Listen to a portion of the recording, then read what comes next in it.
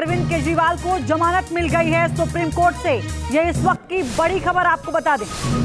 लंबे इंतजार के बाद ये जमानत मिली। आपको बता दें कि सुप्रीम कोर्ट से जमानत मिल गई है। शराब नीति के मामले में जमानत मिली अरविंद केजरीवाल को और जस्टिस सूर्यकांत ने अरविंद केजरीवाल को जमानत दी है। इस वक्त की बड़ी और अहम खबर आपको बता रहे हैं, सुप्रीम कोर्ट से अरविंद केजरीवाल को जमानत मिल गई है। शराब घोटाले के मामले में ये जमानत मिली है। ये बड़ी राहत। मोहित बख्शी इस वक्त हमारे साथ जुड़ चुके हैं। मोहित, क्या कुछ जानकारी, किन शर्तों के आधार पर ये जमानत दी गई है, पूरी डिटेल बताइएगा।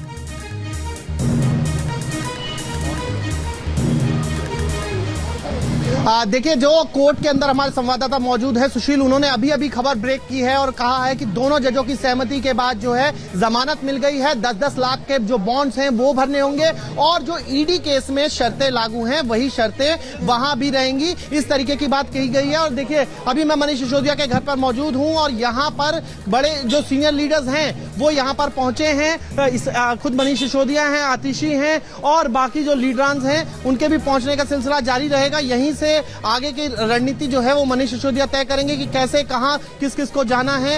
ये क्योंकि आज ही अगर बेल बॉन्ड फर्निश करने के बाद जो परवाना है वो अगर लोअर कोर्ट से आज ही रवाना होता तो आज ही बाहर आ जाएंगे। 5 महीने के बाद बाहर आएंगे अरविंद केजरीवाल। मुख्यमंत्री अरविंद केजरीवाल को ईडी केस में पहले ही जमानत मिल चुकी है, अंतरिम राहत है वो, लेकिन यहां पर अब जो बेल मिली है उसके बाद जेल से बाहर आने का रास्ता अरविंद केजरीवाल का साफ हो गया है। और अब अरविंद केजरीवाल, जो उम्मीद लगाई जा रही है, देर शाम तक अरविंद केजरीवाल जेल से बाहर आ जाएंगे। पार्टी ने पहले ही पूरी तैयारी कर रखी थी। सभी विधायक, पार्षद, नेता जो हैं कार्यकर्ताओं के साथ अरविंद केजरीवाल को जेल पर लेने जाएंगे और उसके बाद मुख्यमंत्री अरविंद केजरीवाल के, अभी जो बताया जा रहा है, मुख्यमंत्री अरविंद केजरीवाल वहां से सीधा अपने घर जाएंगे और बाद में कार्यक्रम निर्धारित होगा कि कहां, कब कार्यकर्ताओं को संबोधित करना है, क्या करना है, सब निर्धारित होगा। लेकिन अब पार्टी में एक बड़ी राहत पार्टी की सांस ली है पार्टी के पूरे तमाम नेताओं ने कि अब अरविंद केजरीवाल 5 महीने बाद, क्योंकि 21 मार्च को गिरफ्तारी हुई थी, कुछ दिन के लिए बाहर जरूर आए थे वो जब चुनाव था, लेकिन अब बेल पर बाहर आने के बाद बड़ी राहत है। हालांकि केस पर कोई टिप्पणी नहीं करेंगे, ये एक बार फिर दोहराया है कोर्ट ने, यानी कि अपनी जो भूमिका है, जैसे पहले की शर्तें थी, तमाम आरोपी जो रहे इस मामले में। बिल्कुल मोहित, आप बने रहिए, हम लौट रहे हैं आपके पास, सीधे सुप्रीम कोर्ट का रुख करें। सुशील पांडे हमारे से ज्यादा जानकारी के लिए जुड़ गए। सुशील, वो क्या शर्तें हैं और क्या तथ्य हैं जिनके आधार पर जमानत मिली है?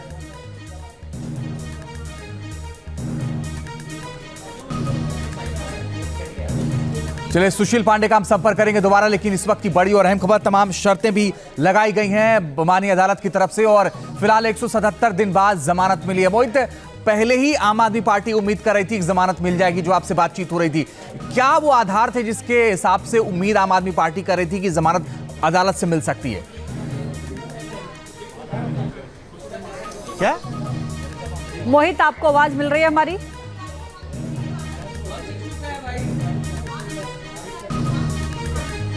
मोहित, हम लौटेंगे आपके पास। सुशील पांडे इस वक्त हमारे साथ सुप्रीम कोर्ट से जुड़ चुके हैं। सुशील, क्या वो दलीलें रही अरविंद केजरीवाल के वकील की जिसके आधार पर जमानत मिली और क्या वो दलीलें छोटी पड़ गईं सीबीआई की ओर से जो दलीलें दी गई थी, किस आधार पर ये पूरी जमानत?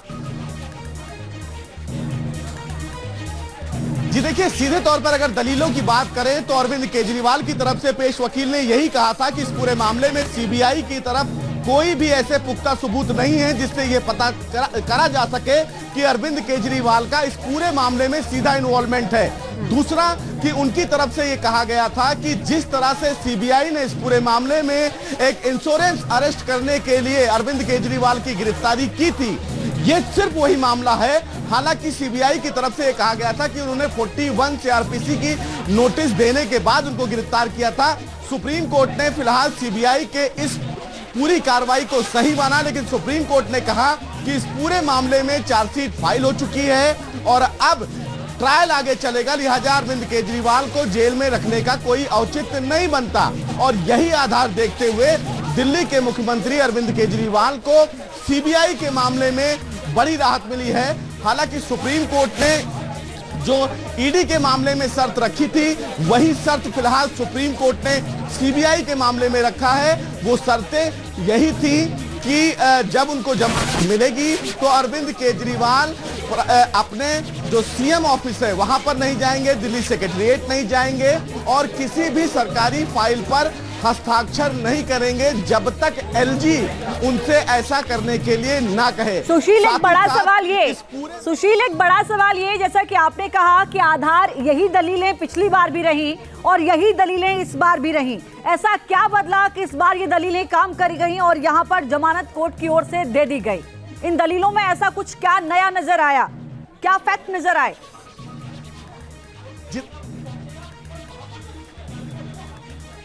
जी देखिए, फैक्ट सीधा है कि सीबीआई इस पूरे मामले में इस केस के मेरिट पर सुप्रीम कोर्ट में बहस नहीं कर रही थी। सुप्रीम कोर्ट में सिर्फ सीबीआई ने बहस इस मुद्दे पर की कि अरविंद केजरीवाल निचली अदालत में सीधे नहीं गए, उन्होंने सीधे दिल्ली हाईकोर्ट का दरवाजा खटखटाया। सुप्रीम कोर्ट में अरविंद केजरीवाल के वकील अभिषेक मनु सिंघवी की तरफ से यह कहा गया कि अगर वो निचली अदालत अरविंद केजरीवाल नहीं गए तो ये उनका लॉस था, जांच एजेंसी का लॉस नहीं था अगर वो एक अदालत में जमानत के लिए नहीं गए। न्यूज नेशन अब व्हाट्सएप पर खबरों की ताजा अपडेट के लिए न्यूज नेशन के इस QR कोड को स्कैन करें।